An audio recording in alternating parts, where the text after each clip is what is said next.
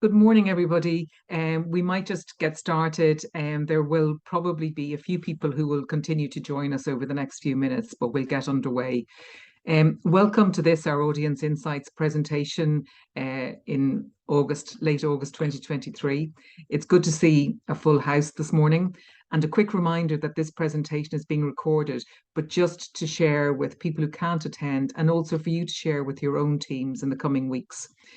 All of this morning's presentations and full reports will be published on Theatre Forum's website next Monday, so there's no need for any scramble in relation to capturing the data and findings as they're presented by Katie and Heather.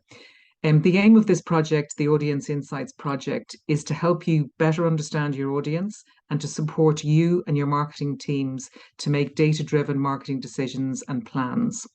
This morning's findings are part of the bigger audience picture as depicted in Katie and Heather's graphic on your screen at the moment. And we hope that they're useful for your upcoming applications, which many of you are embroiled in at the moment, and reports, as well as a foundation for audience development and programme plans. Our other research findings, such as the downturn in young people attending arts events, identified in the Arts Council's Behaviour and Attitude Study, are also a consideration for all of us. And more useful tools, such as Indigo's Audience Experience Survey, coming up for discussion in the next steps piece at the end of this presentation. A very big welcome to Heather Maitland and Katie Rains this morning. Heather will present the annual report showing the sales capacity, yield and frequency averages for audience behaviour generally. You'll already have your own box office data comparing your audience's behaviours to the average for similar organisations. And Katie will share an overview of audience attitudes, demographics, motivations, perceptions and impacts findings collected through the Indigo Audience Overview Survey. If you sent out Indigo's annual survey, you'll have your own annual report available to you for comparisons. So over to you, Heather, and great to see everybody this morning.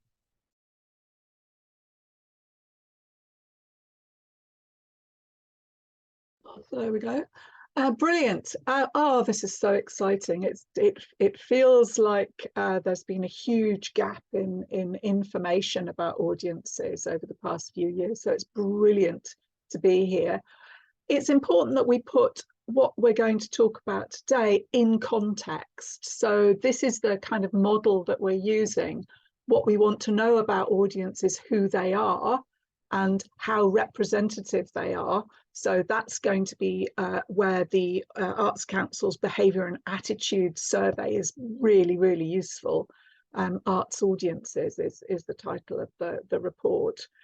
We're going to look at how these people are behaving in relationship to your organisation. But again, behaviour and attitudes is great context because it talks about audiences, the population in general. But there are things that we need to know that are much more qualitative. So why do people behave like this? And Katie's report has got the most extraordinary results and insights to share in a minute once I've done my numbers bit. And the impact, I think, is the sum total of all that information. So that's the bit that's going to be really useful for your Arts Council applications, those of you who are doing them. So what am I going to talk about? If my laptop behaves itself, that's it. We're going to look at the numbers bit, the behavior bit. So this is the 285,000 people who spent an amazing 21 million euros buying 978,000 tickets at 41 venues. And we really need to focus on this. This is a proportion of our sector only. 41 venues is a big chunk, but there's still loads missing. We are an important economic sector in Ireland, and we mustn't forget that. So we're looking at 6 festivals, and we apologise to the festivals because we chose possibly the worst time that we could to do this through circumstances beyond our control. We're going to retime it next year so that more of you can participate. We had 7 large-scale venues and 28 venues with fewer than 500 seats, which we split into areas with populations, conurbations with populations of more than 20,000, and more rural areas where the population is less than 20,000. So that's what we're looking at now.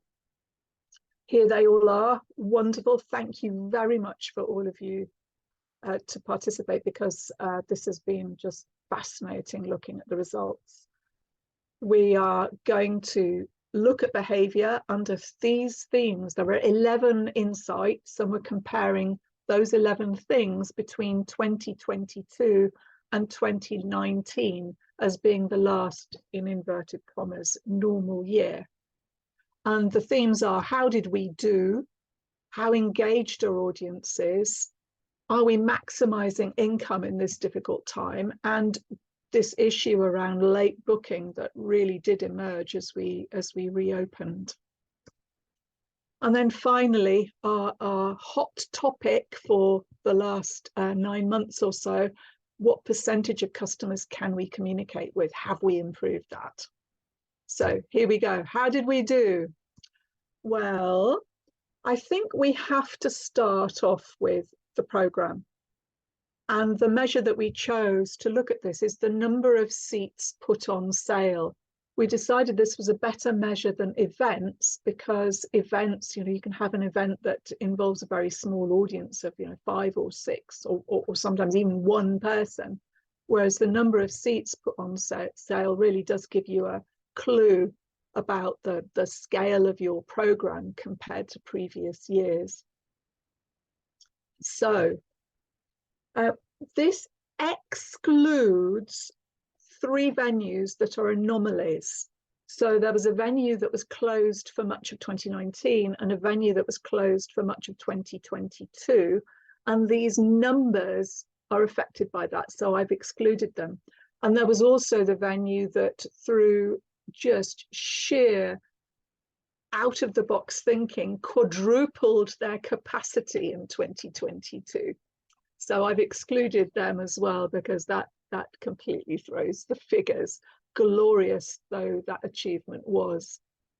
So I think we can pretty much say that everyone had to write off all of January and most of February. So that's equivalent to 17% of the year.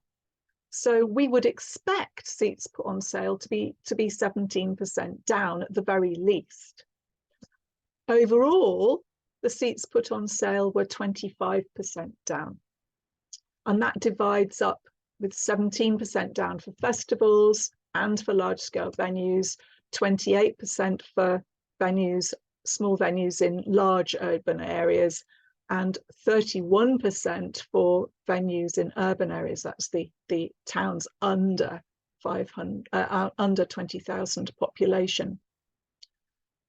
So there were various reasons for that. Cancellations, still were happening all the way through, where almost entire tours were wiped out as recently as April, May.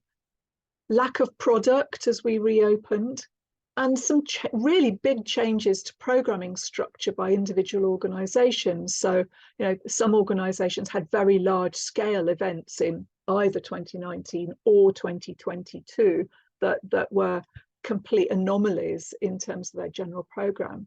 But I think we also saw some organisations that were very successful in doing less better. So they made the strategic decision to put fewer seats on sale. So if we look at tickets sold, and this excludes customers who only ever bought comps. So this is excluding comps, and it's people who paid at least €1 for their ticket. So that means that we can consistently, regardless of how you categorize your customers, we can consistently exclude things like press and staff and board and all the rest of the people who have comps as a matter of course.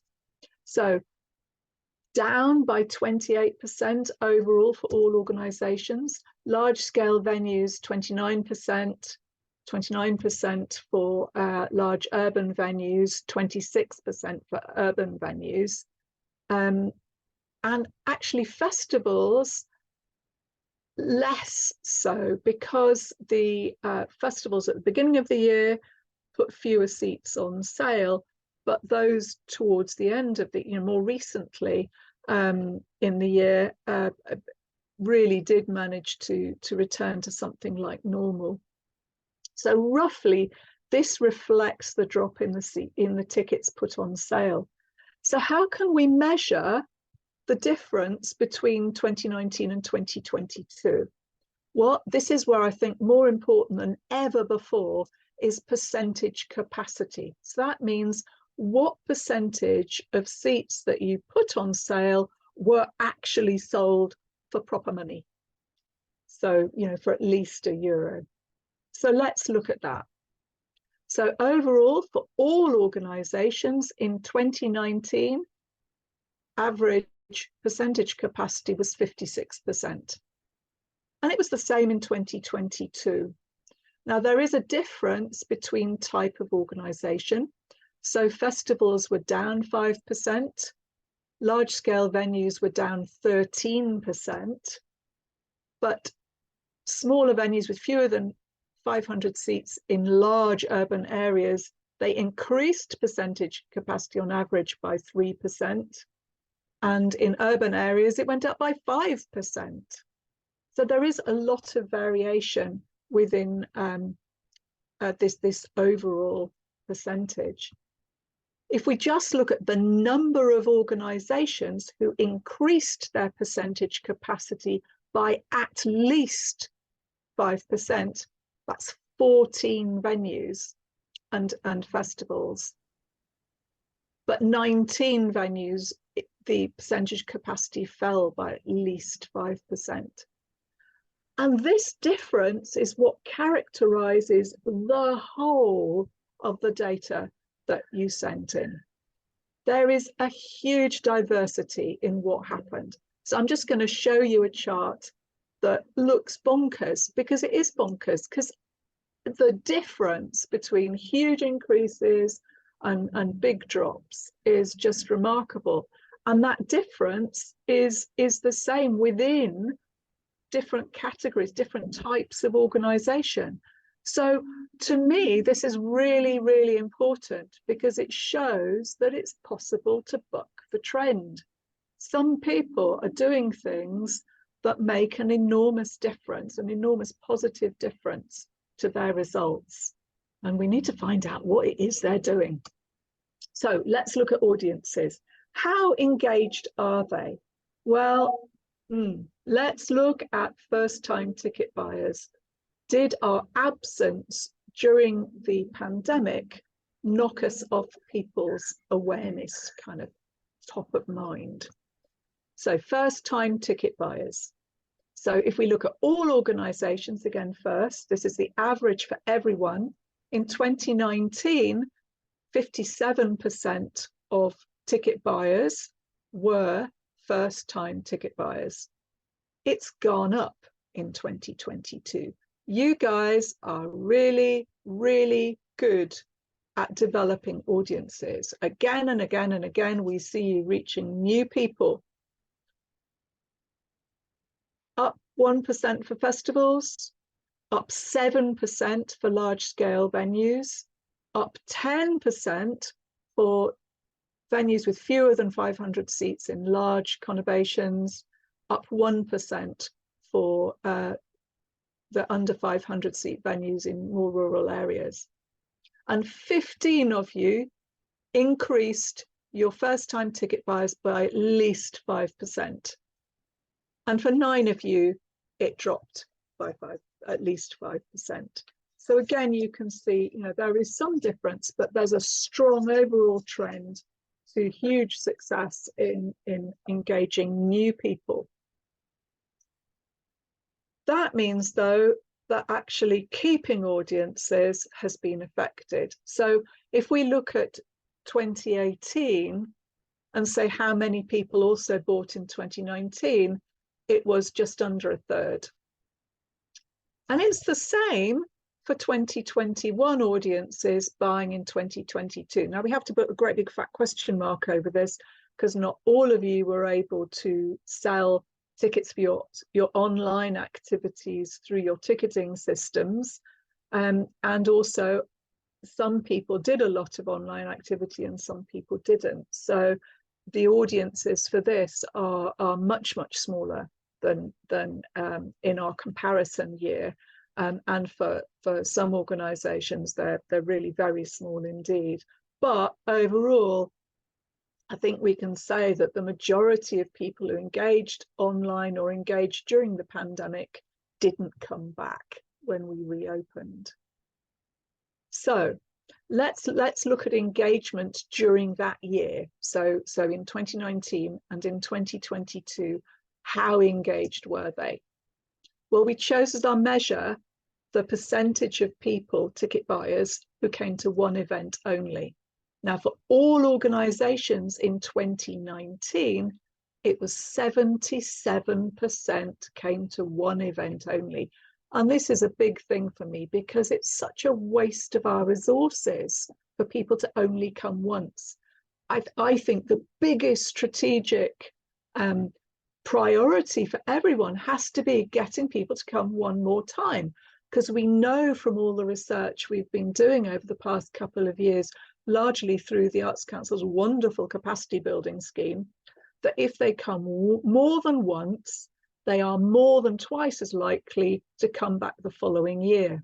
So doing that, one more event, makes an enormous difference to our audiences. Well, we've slightly improved things in 2022, but the picture is pretty mixed, because actually it's made up of some small drops in the percentage coming to only one event, and some pretty big increases. So if we look at the detail, more than 5% increase in onces for festivals, for large scale venues. But actually the smaller venues have been more successful in engaging people more deeply. And the rural venues have been really successful. However, like I said, it's lots of small drops and some really, really, really big increases. So for 12 organizations, it went up at least 5%. And just 4 organizations managed to decrease the onces by at least 5% or more. So it's problematic. And you can see again, we've got the mad chart with huge differences between organizations. So some people are bucking the trend. Some people are really getting their audiences to engage better.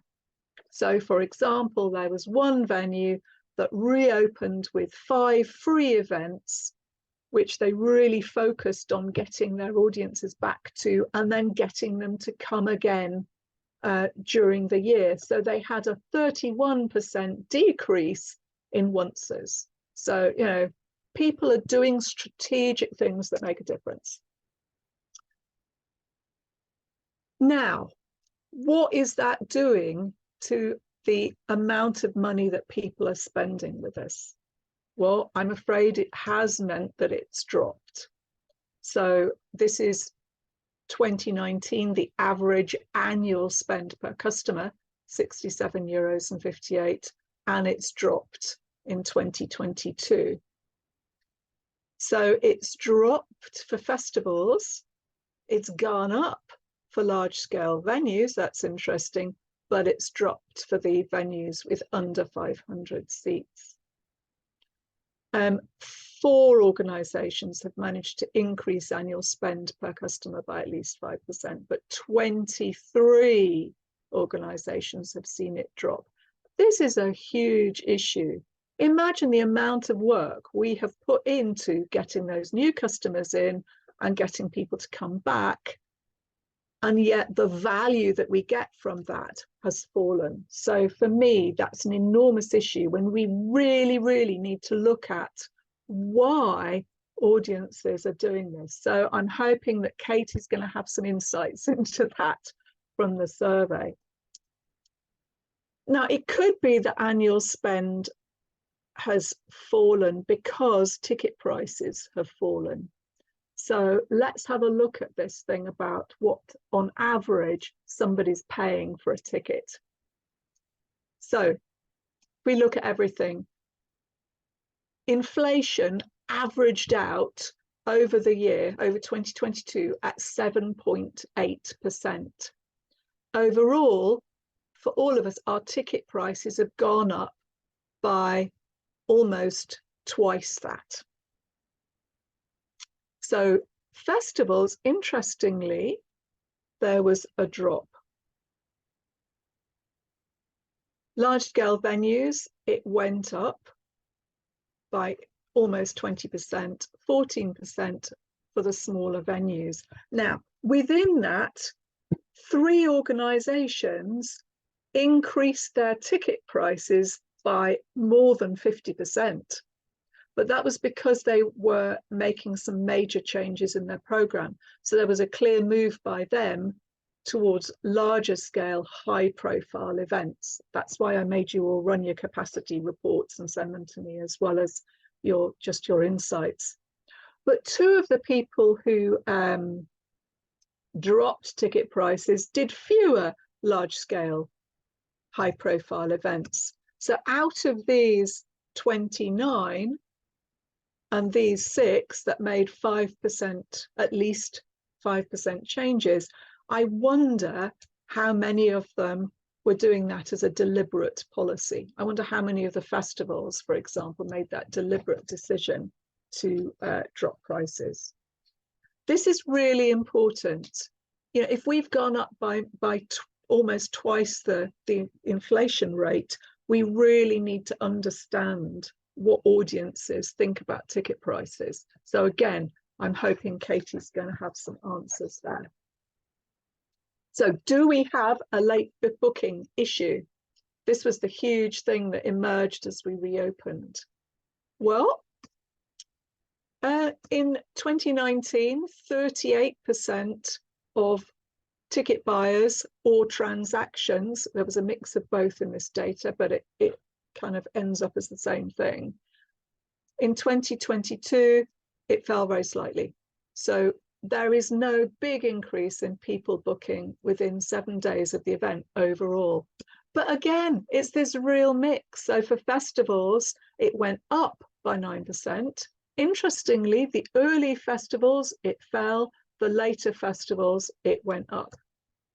Large scale venues up 5%, but the smaller scale venues, especially those in more rural areas, it fell considerably. So overall, 9 organisations, it went up by 5%, and a couple of them, it went up big time. And I'd love to know what happened to their marketing and to their programming schedule for them to be in that situation. And 25% dropped the percentage of late bookers by at least 5%. So hurrah. Some people have a problem. Most of us have bucked that trend that we were seeing in early 2023. Hurrah. Can we communicate with them though? We've seen in this data a strong relationship in 2019, our last normal year, a strong relationship between higher permissions to mail and email people and higher retention and higher frequency. So it really does work. So I'm hoping that you're going to feel smug, because actually we have increased the percentage of people we can communicate with. That's for all organisations, but there have been some really significant increases amongst organisations. Unfortunately, festivals wasn't one of them, because some small increases across the festivals was wiped out by a huge drop for one festival. Large-scale venues up by 37%, hurrah! Under 500 seats in large urban areas, 18. And I think there's a bit more work to be done in the venues with in more rural areas where actually for a lot of you there tends to be a smaller staff. So I think we need to support you some more to increase that. 19 organisations increased their permissions by at least 5%. Hurrah! 10 though, it dropped by at least 5%. 5 small venues under 500 seats and 1 large scale venue have nearly doubled or doubled their marketing permissions. So big cheer to them. Fantastic. It makes a difference. So key issues for me is that the huge variation within organisation types shows it really is possible to buck the trends. We need to know what the people having positive changes between 2019 and 2022 have done. We need to understand how we can do that ourselves. And for me, the worries are the lower frequency, the lower annual spend per customer, which might be related to that, and the increase in ticket prices above inflation. So we need to really dig into that further. And Katie, you're going to do that. Hurrah. Thank you, Heather. Brilliant stuff. Oh, I love all the data. It's brilliant, slightly overwhelming, but it's brilliant. Right, let's get on to the survey results. So first of all, let me just concentrate on sharing my screen for a minute. There we go. Share that and start the slideshow. Right, Heather, can you tell me if that's doing what it should be? Is a good one. Thank you. So what I'm going to do is, those of you took part, so there were 35 of you who sent this out and got responses. We had over 5,000 responses, which is brilliant. Wow. So, and the idea is that it gives us a snapshot of audiences in 2022, and then we can repeat it and do the same in 2023. So then we'll be able to start tracking the differences and not just show you it as it is. Those of you who sent it out, obviously you sent it to your own bookers via email, and it was only done online. So we do need to bear that in mind as we're looking at the results. But the key thing here is those of you who took part will have, and if you don't have a link to access your results, you should have. And if you can't find it, let us know. So each of you can see your own results for your own audiences, and that's really important. What this report will give you is the comparison with everyone else. So you'll be able to say, you'll be able to see, are my audiences typical or not? Yeah, and so yes, looking at your own audience is very important, but also contextualizing that to go, actually, everyone's having the same problem with this, or we're doing better or worse on this, can be really, really helpful. So what I'm going to show you today, I'm not going to go through every single question and every single cut of data. I'm going to pull out the things that I think are most interesting, but everything will be in the final report. So if you need to compare any of the results in your audience with the benchmark, it will all be in there. So, but forgive me if I'm not going to go through it all in detail today. So again, we're going to look at the model using profile, behaviour, attitude and impact, and try and look at what we're finding from each. So first of all, the profile. So this is typically what you'd get from an audience survey, is an age profile. Okay, so yeah, okay, we can see that these arts audiences are skewing old, but how is that good? Is that bad? Is that how representative is that? Well, the first question I ask when I look at something like that is, okay, well, how does that compare with the Irish population? So here it is compared with the census data for Ireland. They group it slightly differently than we did in the, not differently, but we've got more split outs of it. So they've got it 0 to 14, 15 to 24, as you can see. And I got this from the Aero mapping tool thing that the Arts Council provides. So I've just done that there. So you can see, compared with the general population, our audiences are much older, and we're not getting the right proportions of young people if we want to be representative of the population. Now, one of the difficulties here is that obviously we don't survey children. We don't have booker data on children for all kinds of good reasons. So actually that 21% of 0 to 14-year-olds, it's not that helpful. So what I've done on the next slide is I've adjusted this. I've adjusted the census figures to take out the 0 to 14s because we wouldn't expect to be comparing with those. So if we just look at population over 15, that gives us perhaps a better representation of how representative our audiences are of the population. So you can see here that we're really low on 15 to 24-year-olds. Again, that could just be that 15 to 24-year-olds don't fill in surveys. So we've got some work to do there on making sure that if young people are coming to our venues, they're filling in the surveys. The same with 25 to 44-year-olds. You know, we've got way less than half of what would be representative in the population, and we're well overrepresented in the older age groups. Now, I should say here, the important thing here is for you to compare your audiences with your area. And there are area statistics available for your area that you can compare with. And I know Heather will talk a little bit more about that later on. But, you know, don't just compare them with the average for Ireland, compare them with your demographics in your area, because they will vary. And then as we've gone through, we've basically done a comparison between large organisations and small organisations. We didn't have enough organisations take part to be able to break it down any smaller than that. But as you'll see, there is very little difference between large and small. Do you have children under 16 living with you?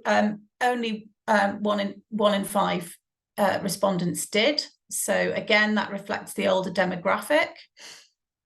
And again, very little difference between large and small organisations. Gender, the people who responded to this survey, predominantly female. Obviously, that is not representative of the national average in the census. Again, we need to think about, is that women are more likely to book the tickets? Is it that women are more likely to fill in surveys? All of the above. Also worth bearing in mind that we couldn't compare directly with the census because we've got these, prefer not to say, binary and in another way, but the census didn't when those questions were asked. So again, no difference really between large and small. There's a bit of a pattern here, I think, as we go through. There are some differences, and I'll pull those out as we go along, but mostly there isn't much. Ethnic origin. Again, it's not directly comparable with the census because they have white Irish and we have Irish, but you'll see it's very similar. That's almost identical again, large and small. Disability, the closest comparison here is with people in the census saying yes, they have a disability. So we have a smaller, maybe half the proportion of people coming to our venues than say they are disabled in the population at large. And again, very little difference between size of organisation. Salary, this is an interesting one. So the median salary in Ireland in 2022 was €44,000. And we asked them, how does your salary compare to that? We didn't ask them how much they earned, but we said, how does it compare? And it was a scale between -2 and +2, where -2 was significantly lower and +2 is significantly higher. And it's come out as -0.4. So basically, on average, our audiences are earning less than the national average for Ireland, which is quite surprising to me. That's certainly not what happens here in the UK, but I'll be interested to hear your thoughts on that. Okay, so hopefully this is more interesting stuff. So this is about the behaviour now rather than the profile. So how are they behaving? So these respondents are very frequent attenders to arts and cultural events. So again, if we had more data, I'd quite like to split out what the responses were of those people that are coming less frequently. So the more we do this kind of work and the more responses we can get, because I think they would be very different. But this sample is very frequent. Again, very little difference between size of venue. And half of respondents had been to something cultural, not necessarily at the venue that sent them the survey, but something cultural in the last month. Again, very similar for respondents who were sent the survey by large and small organisations. When we asked them to describe their artistic and cultural preferences, what they prefer to do, over 3/4 of them said they enjoy good entertainment. Over half of them say they like to go to a variety of different things rather than niching and sticking to one art form or one type of work. But interestingly, around 1/3 are saying either they like to try out new things or they like events that challenge and provoke. So, and we'll see some differences when we look at the audience profiles in a bit about some audiences are more likely to say one thing or the other here. But the word that comes out most strongly is entertainment for all of them. And again, no difference really between large and small. How do you currently attend arts and cultural events? Now, they were only allowed to pick one here. Which one best describes? And this is really interesting. 58% of them saying, I mostly go to events I feel it is important to see or don't want to miss. So the classic FOMO thing, fear of missing out, let's really play into that, because that is really the thing that is driving them to attend arts events. Heather. Oh, hang on, you're on mute. Yeah, that's really interesting. Somebody was, I queried one of the organisation's data, and they around late booking, and they said that they'd had a huge success with focusing on this fear of missing out to get people to book early. So they were putting events on sale much earlier and really pushing this idea that if they didn't book now, it was going to sell out later. So I think that really does underline how important this idea is. Brilliant. That's a really good example. And again, it's actually slightly more for small venues or festivals than large ones, which I'm quite surprised about again, but only slightly. It's not really that much different. As you would expect, the large festivals or venues, people are more likely to say they are mostly going to see big name events or performers. You would expect that to be higher for the larger organisations. Are you surprised, Katie, about the proportion going for social occasions with friends and family? What, that it's low or that it's high? You think it's low? Well, they had to select one here, so I suspect that is part of what's going on, but it's not their main reason. But it's still, I mean, it's still 1 in 5 for small venues saying it's their main reason for attending. And as we'll see in a bit, it's more likely with certain segments than others. Okay, the reasons for attending. This is really tiny, so I'm sorry, but attending, so what were your reasons for attending? And they could select as many as they wanted here. So I love going to that type of event. And then the second one was to have fun. Oh, who knew? Have fun or enjoy myself was the second one. Let me just see. Spend time with friends and family is down there at 35%.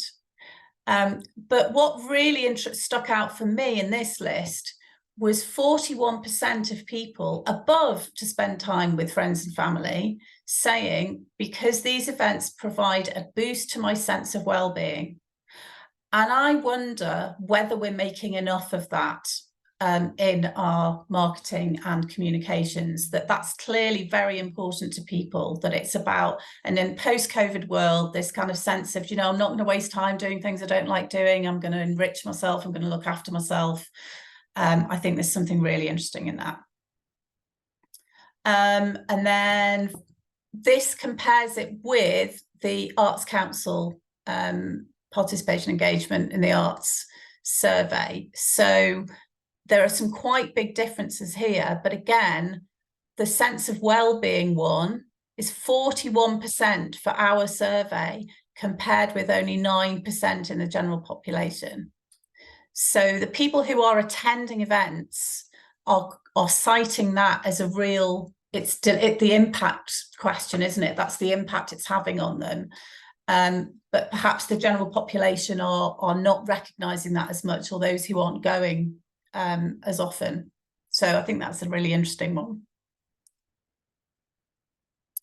And again, very few differences between large and small.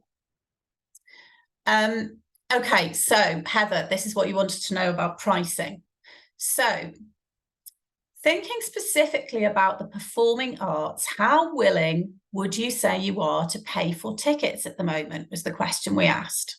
And they could say they were very willing and they'd be willing to pay more for the best seats. And nearly a third of people are saying that. Secondly, quite willing, but only if the tickets were reasonably priced. That's 67%. And there's really very few at the bottom end saying not very willing, the tickets would have to be reduced or on special offer, or I'm not willing at all. So 97% of people saying they're willing to pay if the tickets are reasonably priced, or they pay more for the best seats. Heather, what do you make of that? Wow. Well, I think I can relax a bit about that increase. It'll be really interesting to see what happens in the next survey to see if that changes, but that's really comforting. Now, of course, let's not go mad, but I wonder what they mean by reasonably priced. Exactly. Does this mean it's about value, not price? I think so. I think it's about what does reasonable mean? I think that's the question for me. And how do we demonstrate that they are reasonably priced? Do we need to start sort of comparing them like Lidl does with kind of, you know, this is how much it costs in Lidl and this is how much it costs in Tesco? Do we need to be doing a bit more of that to be kind of going, look, this is completely reasonable what we're charging compared with the cinema or a football match or whatever it happens to be? I don't know. For discussion. No difference between large and small again.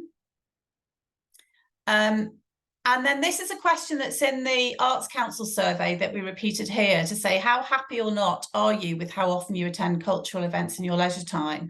I think a more useful one is show you the next one. So the top one is our responses and the bottom one is the Arts Council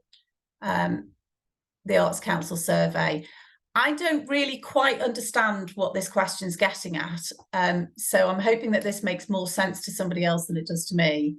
But it would seem that our audiences might look like they want to attend a bit more. What would you read that as, Heather? Yeah, I think that's the assumption behind the Arts Council survey question. I mean, I know behaviour and attitudes test the questions before they do research.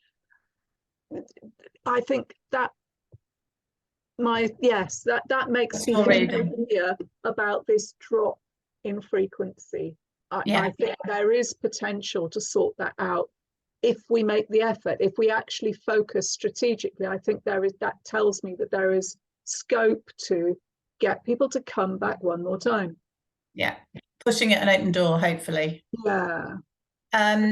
Main barriers to attending, lack of time, limited choice or poor quality of this type of event where I live.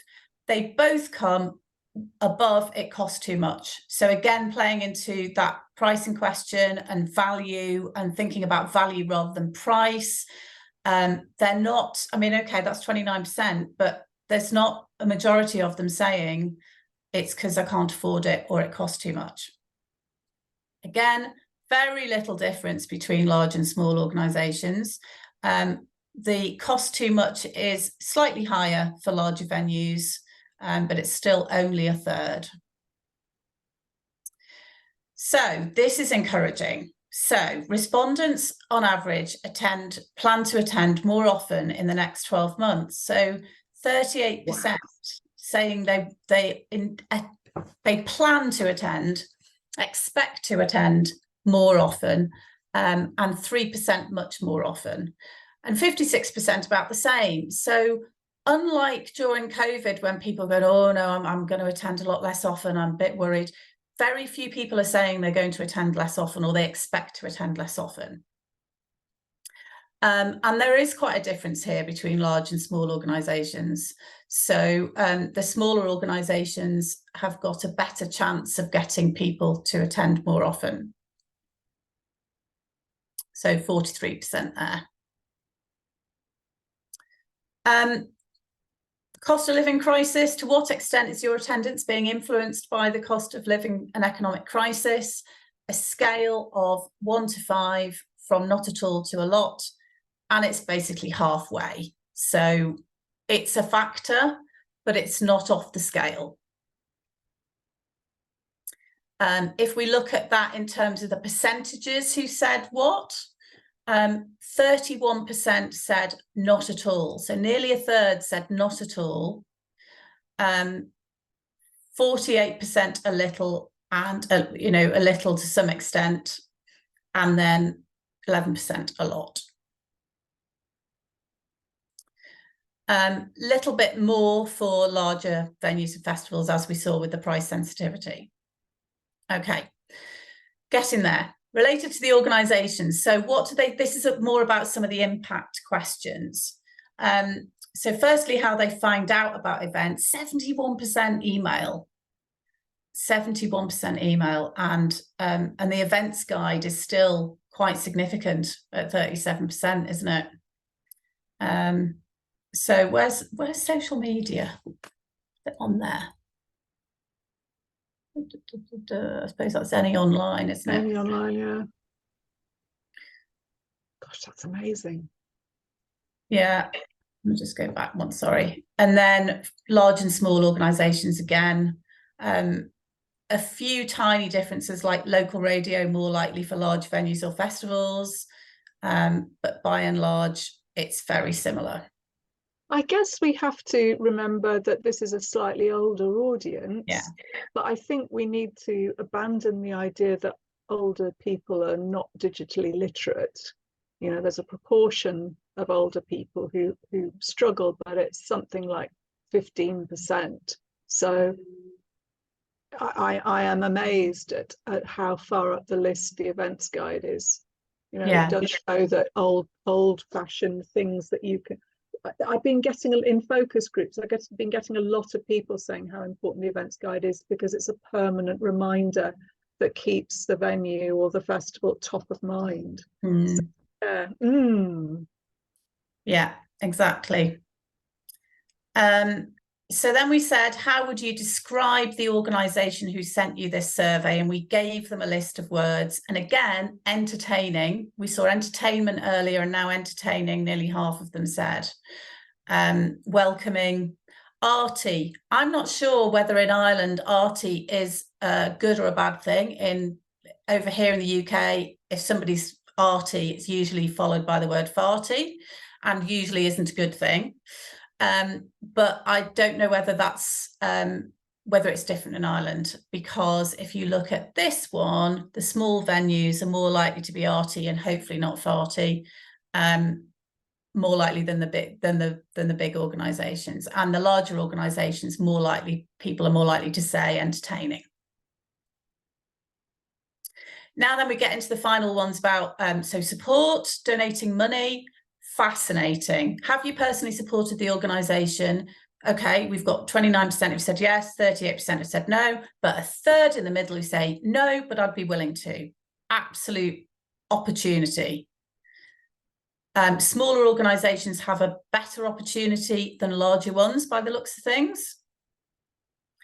And have they helped out with artist or community groups? So have you personally helped out with artists or community groups? Again, 38% say no, but I'd be willing to. So pushing it an open door.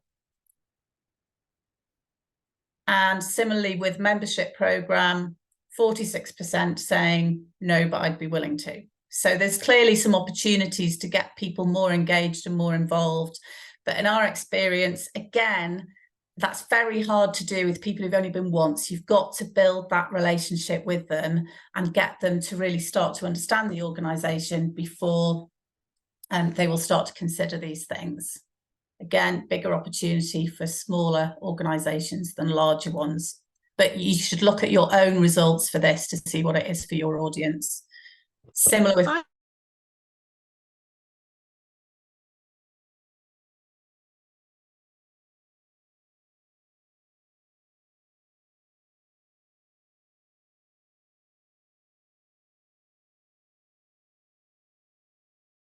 program in the country, and they don't put it on their website at all. Yeah. Really dig for it. Yeah, exactly. Because I mean, the temptation from a marketing point of view is, well, I'm not selling those things to those people.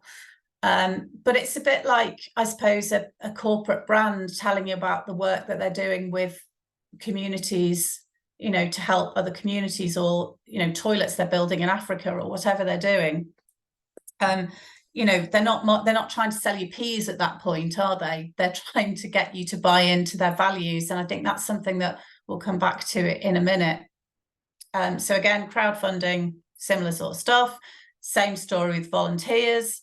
40% of respondents would be willing to volunteer if asked. Again, slightly more for smaller organisations.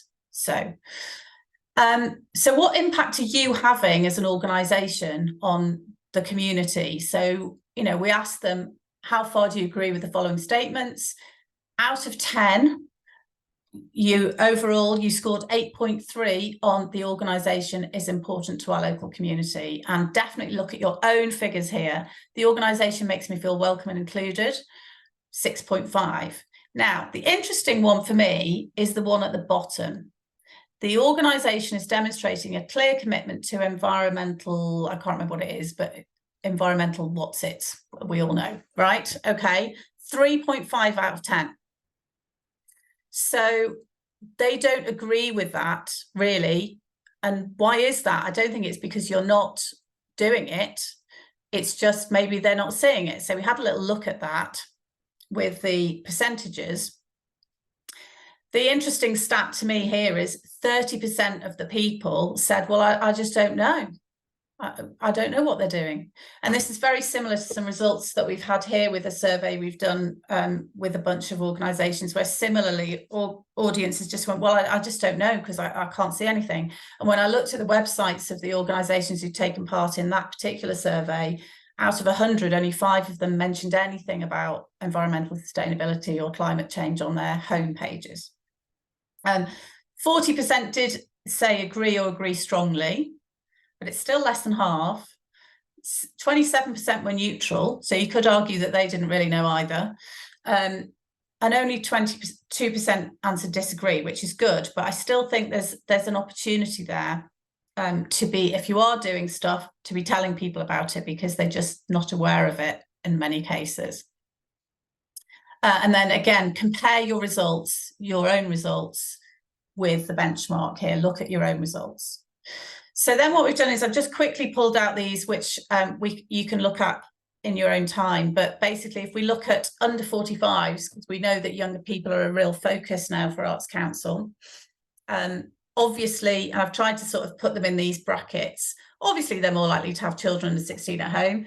But this is where some of the nuance does come out. So these people, if you look at behaviour, they're more likely to be influenced by other people. They're going to be looking for recommendations, but they're more likely to try new things and be open to being challenged than the different segments. They're more likely to be motivated by social reasons and wanting to have fun, and the art forms they attend are likely to be those. They're less likely to attend plays and contemporary music. They are more willing to support organisations, which I was astonished about.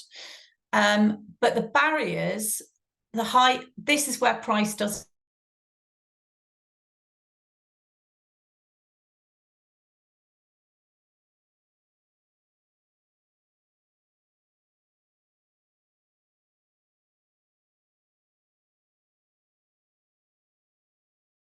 sustainability. And we know from general research and the media and everything else that younger people are more tuned into environmental sustainability. And so if you're not demonstrating your environmental credentials to them, they're going to be turned off. For the over 65s, their behaviour, they're more traditional in their tastes. They're more likely to stick to what they know and like, less willing to take risks and try new things. But the FOMO is important, even to the over 65s. They don't want to miss events that are important to see. Much less socially motivated. It's all about the particular event or performance with this audience, generally speaking. Less willing to support. They are more likely to think organisations are committed to environmental sustainability, and they're more likely to say that either travel or health issues are barriers to them attending more. People with children under 16, they're more likely to be online, as you'd expect. They're less frequent, but mainly due to their own lack of time. Hang on a minute, Katie. That said less likely to find out about events online. Oh no, that should be more. Sorry. Oh, okay. Sorry, that's a mistake. They are more likely to find out about events online, and those are the art forms they're going to go to. They're driven mostly by social reasons, spending time with friends and family, and they are open to joining membership schemes, but they're less willing to pay more for the best seats. So they are quite value conscious, I think, these people. So it's very value driven. They're not just going to throw money at it because they've got to pay for 4 or 5 or 6 people to go. And then low frequency attenders, interestingly here, they're the most likely to say that they're not attending more frequently because they don't have anyone to go with. They're less likely to find out about events directly from venues, probably because they're not on the list, or probably because we haven't got the right permissions from them, but we've sorted that now.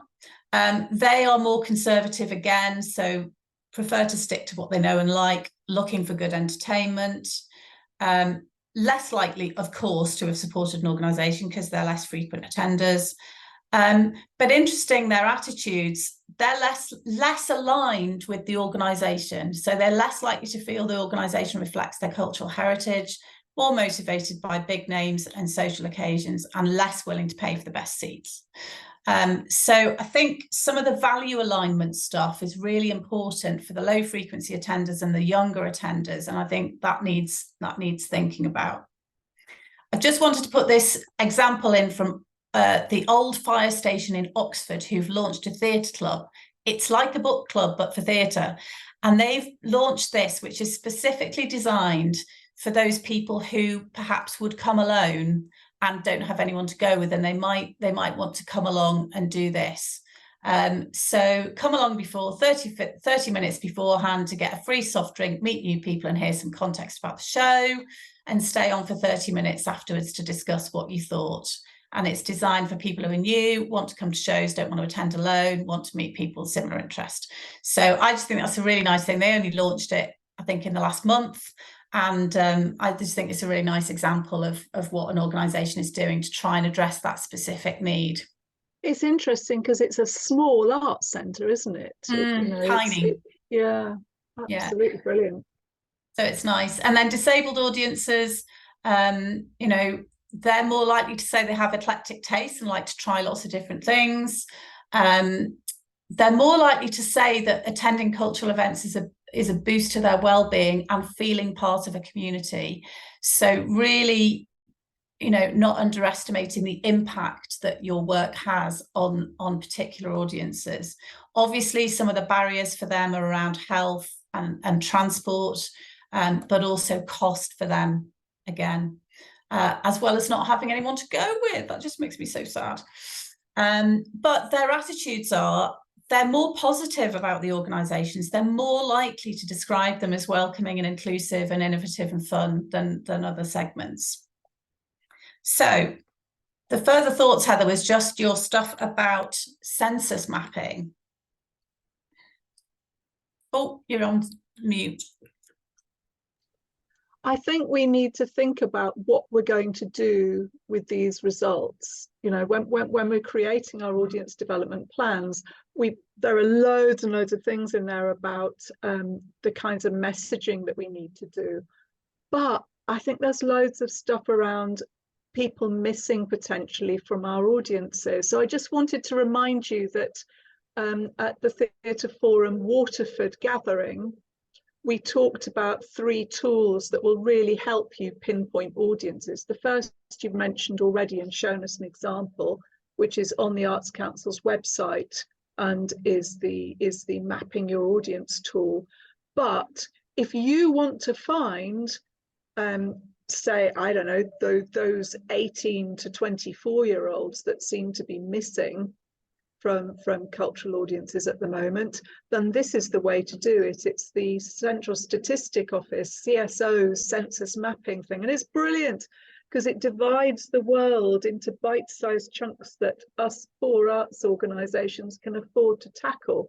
So you can literally look at where specific sorts of people come from and find, you know, neighbourhoods where there are lots of families with children under 16, or lots of young people living independently aged between 18 and 24, and so on. So it's really, really worth looking at this. And if you could, have we got, yeah, here's an example of one of those small areas.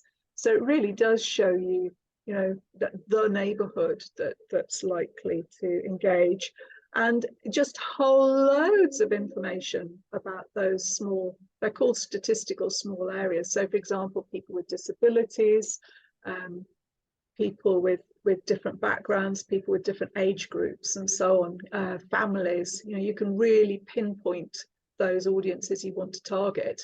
And it's a really great idea to pick 3 or 4 small areas at a time and focus hard on really engaging with those communities. Great, thank you. Fab. Well, we've thrown loads of data at you now. So, Anna, what do you want to do with that lot?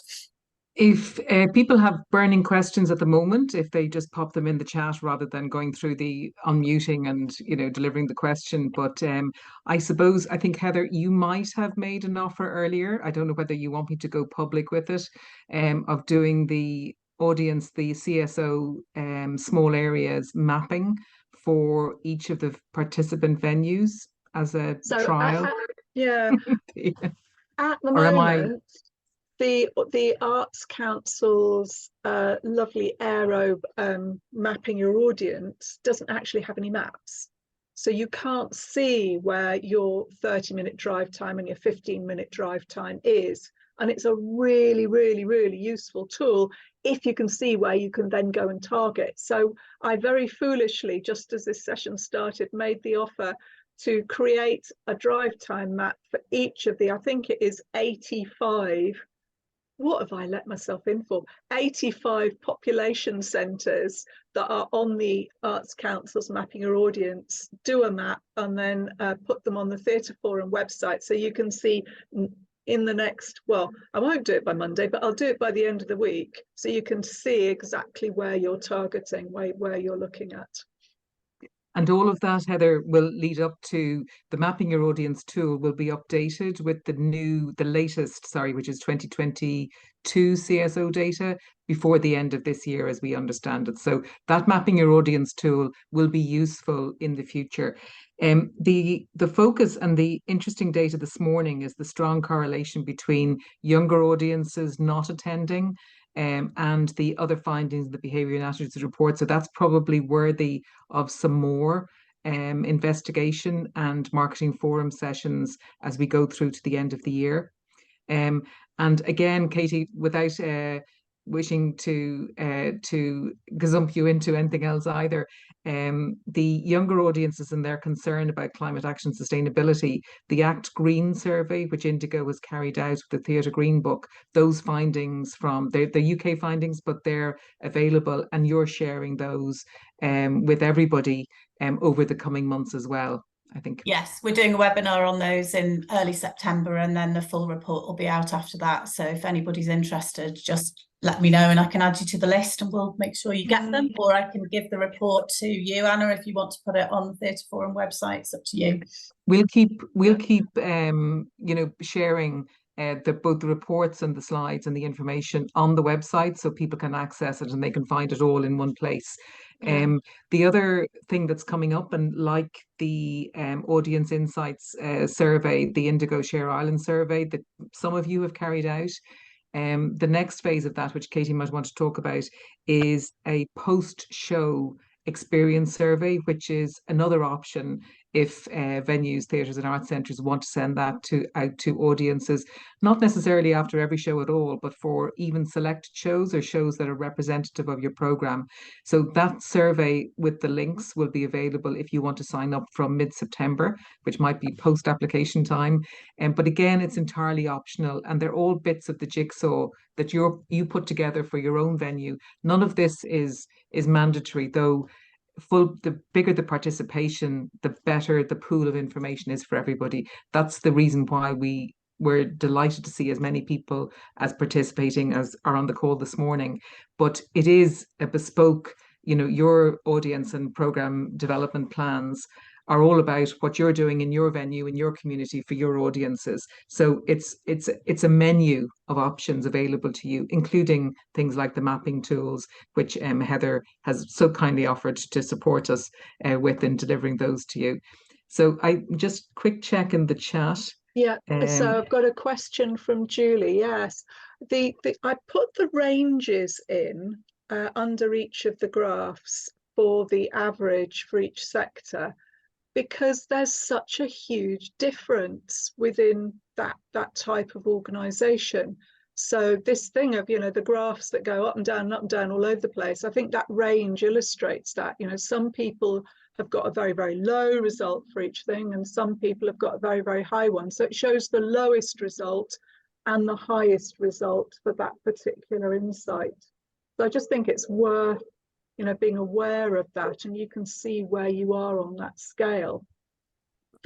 I think the take-home thought is that the range is so big because some people are fixing the problem. Some people are actually being really successful in sorting stuff out, whether it's through programming or through their marketing and communications or through their other kinds of engagement activities. Thanks, Heather. And then just doubling back, it was a question earlier from John. I think we just wanted to check in with Katie that the programme information that people were getting, I think in the main, was it your understanding that they were referring to the programme guide that would have been sent to them either by mail or indeed as a print format directly from the theatre or the venue? Yeah, from the organisation that sent them the survey. Yeah. Okay. And then I suppose an important one for everybody, Mary Claire, you've asked about where can you get the results. What Heather and Katie have presented this morning are the overview presentations, but the full report, which will include the graphs that mirror your own bespoke report, will be published in full on the Theatre Forum website next Monday. So for the purpose of comparisons, your graphs can be compared to the full report graphs for the entire of the samples in both cases, and both of those published on the Theatre Forum website next Monday. And we'll also send the same to anybody that participated, because we've got their details. So we'll also email those out to you if you participated in the audience overview.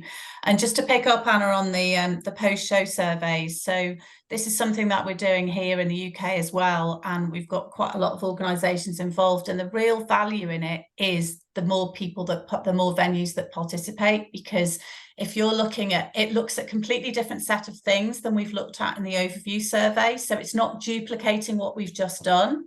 It's actually looking more at the experience that somebody's had. So it's sent out ideally the next day or within a few days of them attending something, to really try and understand what they got out of attending that experience, what motivated them to attend, that impact piece that is always the hardest bit to fill in on our total insight model. What has somebody got out of it, which can then help us understand really quickly how to sell to them. So I'd encourage you to get involved if you want to. It's all set up and ready to go. If you've already done the audience overview survey, we have your details, so we can just send you a link for you to start using. If you haven't taken part in the overview and you would like to take part in the post-show survey, then just email us and let us know.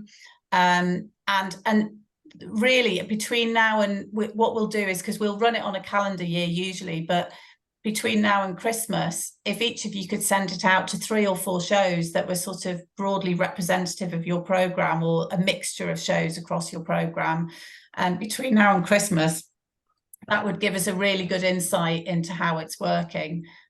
So I know there's concerns about over surveying audiences and all the rest of it. So if you just pick 3 or 4 things that you think would be, you know, typical of your program, that would probably be okay between now and Christmas. And then we'll again aggregate all those results together and see what they're saying.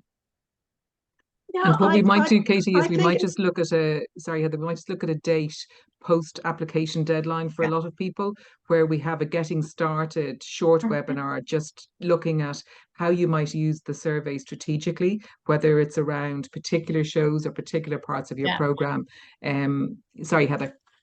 Yeah, I was just going to say, I think we need to just reflect on the fact that we had 5,500 responses to this survey. So I think we might have concerns that we're over surveying, and we need to be strategic about it, yes. But audiences like to have a say, and the more engaged they feel with the organisation, the more they really value that opportunity to have a say. And I think the over-surveying might have been a particular issue for all of us, with every organisation, it appears, including Theatre Forum, surveying extensively over the summer. So it might have been the summer of the survey, but maybe we're into the autumn of the audience, engagement stage of this programme. I don't think we've missed anything in the chat, unless anybody wants to flag anything before we wrap up. Oh, sorry. I just have a quick look at messages. Yeah, we've just got a few small things in relation to logistics. Just finally, as always, Katie and Heather, it's illuminating, it's interesting, it's really sort of, I suppose, sets up the challenges, but also highlights where there's been a huge amount of work done.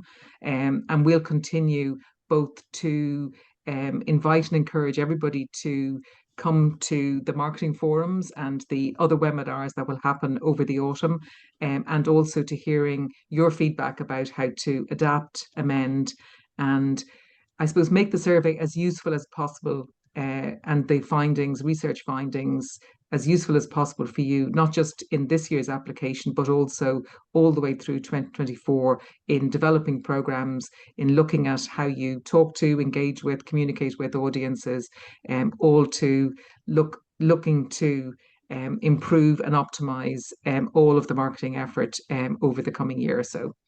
But Katie and Heather, as always, thank you both, and thank you both for the additional supports that we've managed to gazump you into offering in addition to the findings this morning. And thank you to everybody for attending and for your interest and participation. Thank you.